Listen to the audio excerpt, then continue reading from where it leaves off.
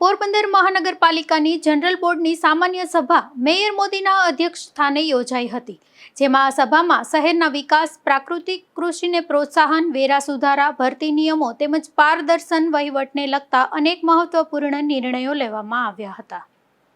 પોરબંદર મહાનગરપાલિકા કચેરી ખાતે યોજાયેલી જનરલ બોર્ડની સામાન્ય સભામાં મેયર સાગરભાઈ મોદી અને મ્યુનિસિપલ કમિશનર એચ.જે. પ્રજાપતિની ઉપસ્થિતિમાં શહેરના વિકાસલક્ષી વિવિધ મુદ્દાઓ પર વિસ્તૃત ચર્ચા કરવામાં આવી હતી.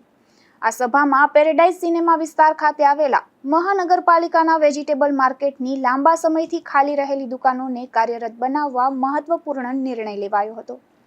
જાહેર હરાજી બાદ દુકાન નંબર 12 ફાળવવાની મંજૂરી આપવામાં આવી હતી. રાજ્યમાં પ્રાકૃતિક કૃષિને પ્રોત્સાહન આપવા પેરેડાઇઝ શોપિંગ સેન્ટરમાં વધુ 2 વેચાણ કેન્દ્રો શરૂ કરવા તેમજ વાડી પ્લોટ વિસ્તારમાં પણ પ્રાકૃતિક કૃષિ ઉત્પાદનોના વેચાણ માટે નવું કેન્દ્ર શરૂ કરવાની કાર્યવાહી હાથ ધરવાનો નિર્ણય કરવામાં આવ્યો હતો.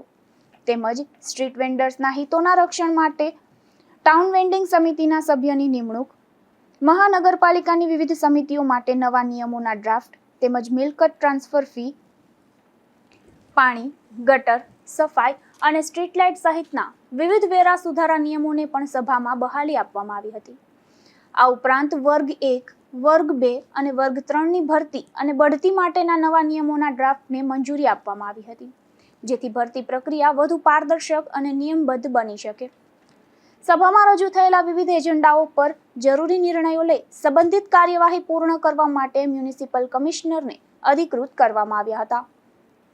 જનરલ બોર્ડમાં કઈ પ્રકારના નિર્ણયો લેવાના છે અને મહત્વના નિર્ણયો કયા લેવાના છે? મહત્વના નિર્ણયો જે જનરલ બોર્ડ મીટિંગના નિયમો, સ્થાયી કમિટીના નિયમો, નાની સમિતિ જે હોય જે એવી 14-15 સમિતિના નિયમો અને અન્યથા જે રિક્રુટમેન્ટ રૂલ્સ છે કર્મચારીઓ માટેના, એના માટેના નિયમો મંજૂર કરેલ છે. હવે આ નિયમ મંજૂર કરી સરકારમાં મોકલી આપવામાં આવશે. સરકારમાંથી જ્યારે એને મંજૂરી પ્રાપ્ત થશે તે પછી તેની ઉપર કાર્યવાહી કરવામાં આવશે. અન્ય મુદ્દાઓમાં એક આપણી પેરેડાઇઝ વેજીટેબલ માર્કેટ છે, તેમાં વર્ષો સુધી બનેલી છે, પણ કોઈ કારણસર એને ભાડે અપાઈ શકાય નથી. એમાં એક દુકાન એડવર્ટાઇઝ રૂપે આપણે આપેલ હતી, તેમાં એને 9 વર્ષ માટે આજે ભાડે આપેલ છે. એનું સરકારના નિયમ મુજબ ભાડું વસૂલવામાં આવશે. અન્યથા આપણા રાજ્યપાલ શ્રી દ્વારા જે પ્રાકૃતિક કૃષિ માટેનું જે અભિગમ કરવામાં આવ્યો છે તેને અનુલક્ષીને 2 દુકાન પ્રાકૃતિક વસ્તુઓ વેચવા માટે આપવામાં આવશે. અન્યથા જે ભરતીના નિયમો છે એ પણ પાસ કરી દેવાના છે અને જે ગયા વર્ષે જે વેરો વધારેલો હતો તેને પરત ઘટાડેલો છે.